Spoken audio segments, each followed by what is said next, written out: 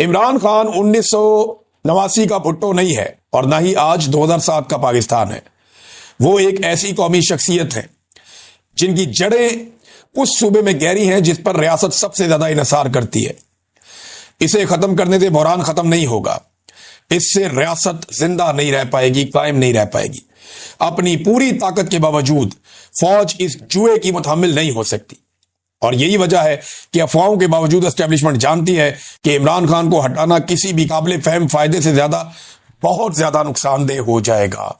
इमरान खान साहब को अगर किसी के दिमाग में ये खुराफात हैं भी तो ये वो खदशात हैं जो सबके दिमाग में हैं कि इमरान खान साहब को खत्म करने से इनकी अपनी नस्लें खत्म हो जाएंगी। ये मिशन कभी भी मुकम्मल नहीं होगा। ये मैं आपको लिख के देता हूं। आप उल्टे लटक जाए, सीधे लटक जाए, छलांगे मारे, तत्ते तवे पे बैठ जाए पाकिस्तान की एस्टेब्लिशमेंट, ये मिशन मुकम्मल नहीं होगा। मैं बार बार कह रहा हूं कि पाकिस्तान की मिलिट्री एस्टेब्लिशमेंट के पास इमरान खान वो आखिरी मौका है जिसके जरिए से आप पाकिस्तानियों को राजी कर सकते हैं। मैं ये नहीं कह रहा कि उसके साथ डील कर लें जाके, मैं ये कह रहा हूं कि इमरान खान आपके पास आखिरी मौका है जो आपको इज्जत के साथ आपकी बैरकों में वापस भेज सकता है, क्योंकि इसके बाद लोग किसी और की ये वाली बात नहीं सुनेंगे कि मुल्क भी मेरा और फौज भी मेरी। ये इमरान खान की हद तक लोग सुन रहे हैं और बर्दाश्त कर रहे हैं। मैं देखता हूं ना, लोगों से मिलता हूं, लोगों का रिएक्शन देखता हूं। ओवरसीज पाकिस्तानी जो नगमे गाया करते थे हर वक्त, जो बड़े जज्बाती होते थे, वो अपने मुंह से कहते हैं जनाब हमको मिलिट्री एस्टेब्लिशमेंट के खिलाफ एक लफ्ज नहीं सुन सकते थे, और आज वो लोग खुद चढ़ चढ़ के बोलते हैं। उन्हें समझाना पड़ता कि यार इजी हो जाओ, क्या हो गया? वो कहते हैं नहीं, सवाल ही पैदा नहीं होता, इन्होंने बेड़ा गर्क कर दिया मुल्क का। तो इमरान खान वो आखिरी उम्मीद है एस्टेब्लिशमेंट के पास जो एस्टेब्लिशमेंट को इज्जत के साथ बैरकों में वापस भेज सकती है। अदरवाइज फिर उसके बाद ये नहीं होना। और आपने जो जो हरबे आज तक इस्तेमाल किए हैं, इससे पहले कभी नहीं हुए ना, इतने ही और कर लें। 27 तरमीमें आ गई है ना, 27 और ले आए अगले 2 साल के अंदर। आप 54 तरमीमें भी कर लेंगे ना, मसला आपका हल नहीं होना।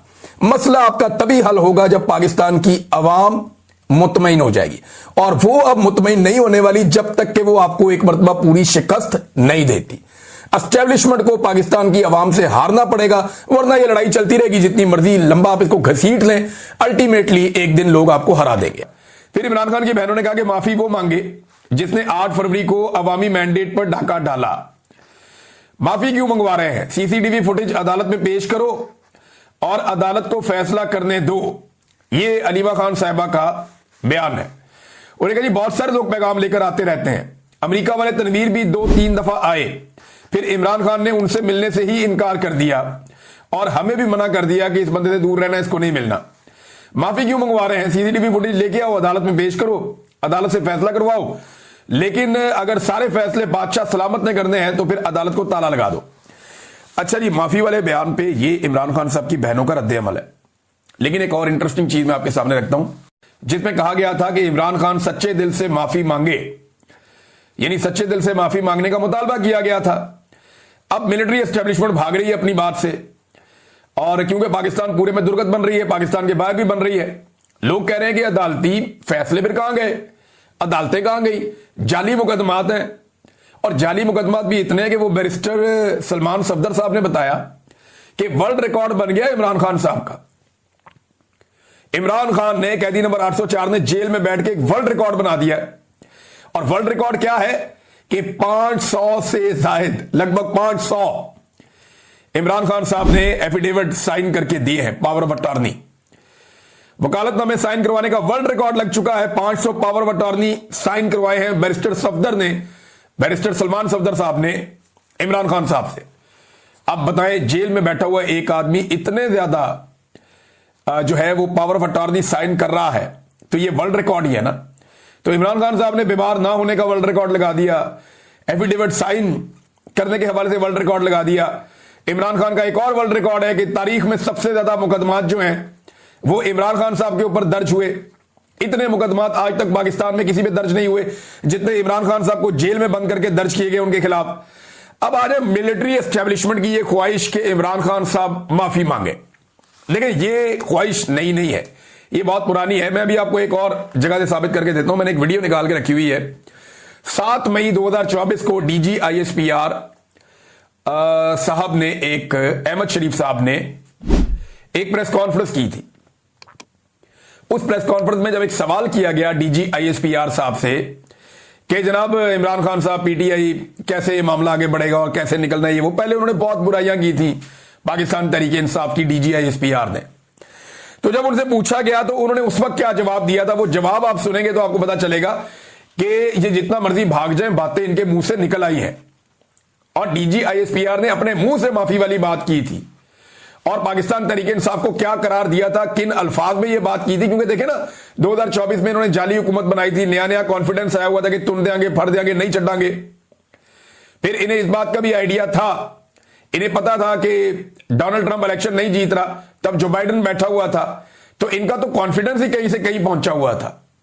तो अब जरा आप ये देखेंगे उस वक्त डीजी आईएसपीआर ने कहा था और जो कहा था उसके ऊपर आज भाग रहे कह रहे हैं जी हम माफी कैसे मंगवा सकते हैं, हमने माफी का कहा ही नहीं, ये तो कानूनी मामलात हैं। फैसल वाडा के जरिए से लॉन्चिंग हो रही है ना, लेकिन आर्मी चीफ ने जिस ख्वाहिश का इजहार किया उसकी एक गवाही आज से 1 साल पहले, बल्कि 1.25 साल पहले, 1.5 साल होने वाला है, डीजी आईएसपीआर ने खुद दी। जरा ये सुने आप क्या कहा था। ऐसे सियासी इंतशारी टोले के लिए सिर्फ एक ही रास्ता है कि वो सिद्ध के दिल से माफी मांगे।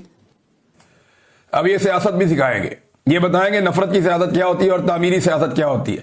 सारी जिंदगी इन्होंने नफरत फैलाई है और ये नवाज शरीफ भी चोर है, जरदारी भी चोर है, वो 10% है, वो 20% है, वो जो है कौमी सलामती के लिए खतरा है, फलां भी कौमी सलामती के लिए खतरा है, क्लाशनकोव इनकी पॉलिसी की वजह से पाकिस्तान में आई, खुद कुछ बम्बार इनकी पॉलिसी की वजह से पाकिस्तान में आए, नफरत फैला फैला के पाकिस्तान का बेड़ा गर्क कर दिया। अब अगर कोई बंदा खुदा बनना चाहे कि जो मुझसे माफी मांग ले वो बरी, जो मुझसे माफी मांग ले वो फरिश्ता, जो मुझसे माफी मांग ले वो नेक, और जो मुझसे माफी ना मांगे वो शैतान, ये मेरे रब को पसंद नहीं है। बाकी सारी चीजों की माफी हो जाती है, तकब्बुर की कोई माफी नहीं। जो जेलें काट रहे हैं उन्हें कौम हीरो समझ रही है, क्योंकि पाकिस्तान तहरीक इंसाफ के पास एक ही जगह पे ताकत है और वही अवामी मैंडेट की हुकूमत है, खैबर पख्तूनख्वा हुकूमत। वजीर आला सुहेल अफरीदी के ऊपर सारे टाउट एक साथ छोड़ दिए गए, अचानक से सारे मिलकर हमलावर हो गए और अब तक कुछ सियासी रहनुमा हैं, कुछ टाउट्स हैं, कुछ सहाफी हैं, कुछ जो है वो दीगर लोग हैं, ये रल मिलके सुहेल अफरीदी को पड़ गए उनके एक स्टेटमेंट के बाद।